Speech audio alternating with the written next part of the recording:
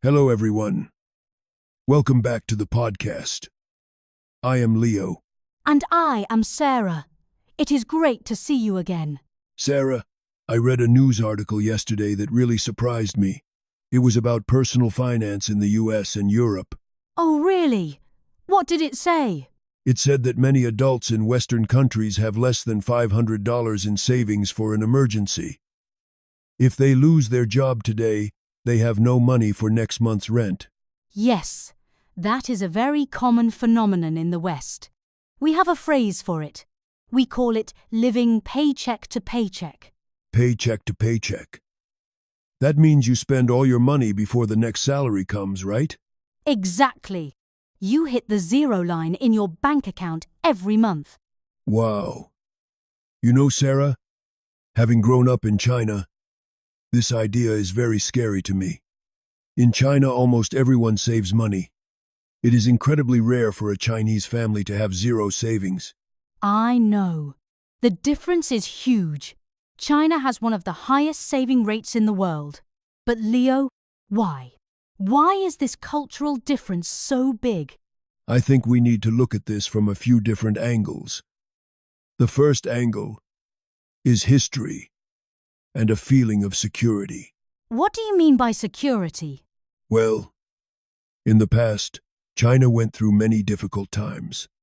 People learned that you cannot rely on anyone else. You must rely on yourself and your family savings. So saving money is a way to feel safe, like preparing for a rainy day. Exactly. Chinese people always worry about the future. We think, what if I get sick? What if I need money later? Westerners, generally speaking, seem more optimistic about the future. They focus more on enjoying today. That is true. In the West, there is more of a culture of consumerism. We like to buy things now and pay later using credit cards. Credit cards are another big difference. Young people in China use them now, but older generations hate debt. They prefer to buy things only when they have the cash. Okay, so history and culture are one angle. But are there practical reasons too?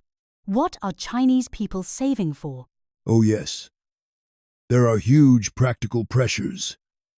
We often talk about the three big mountains weighing on Chinese families: What are the three mountains? housing, education, and healthcare. Let's talk about housing first. It is very expensive in Chinese cities, right? Incredibly expensive. In China, owning a house is essential, especially for a man to get married. To buy a house, you need a huge down payment. A down payment is the initial money you pay, right? Yes. Often parents and grandparents save for their whole lives just to help their son pay the down payment for an apartment. Wow. So that forces the whole family to save aggressively. What about education? Public schools are cheap, aren't they? Public schools are cheap, but the competition is fierce. Parents spend a fortune on extra classes, tutoring, and arts lessons to give their child an advantage. I see. And healthcare? We have basic insurance, but if you get a serious illness, it can still cost a lot of money. People are terrified of getting sick and losing everything. So, they save for medical emergencies. That makes sense. In many Western countries, the social safety net, like unemployment benefits or public pensions, might feel a bit stronger, so people feel less need to hoard cash. Exactly. Sarah, I have a question for you. Is this changing? Are young Chinese people today just like Westerners? That is an interesting point. There is a group of young people in China called the Moonlight Clan. Moonlight Clan? Yes, it means they spend their entire salary by the end of the month. They love shopping and eating out. It is true. Some young people are like that in their early 20s. But I noticed something interesting.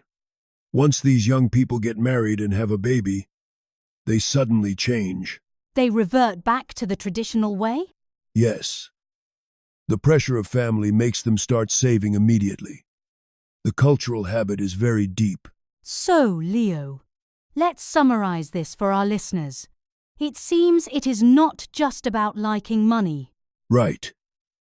To summarize, firstly, Westerners are more comfortable with debt and living for today, often living paycheck to paycheck. Secondly, Chinese people save because of a cultural need for security and a history of relying on themselves. And thirdly, there are huge practical pressures in China. Buying a house, paying for education, and preparing for medical costs force people to save. It is a fascinating difference in mindset. It really is. Thank you for discussing this with me, Sarah. You are welcome, Leo. Listeners, what about your country? Is saving money common, or do people live paycheck to paycheck? Let us know in the comments. Thanks for listening to Real China English. See you next time. Bye-bye.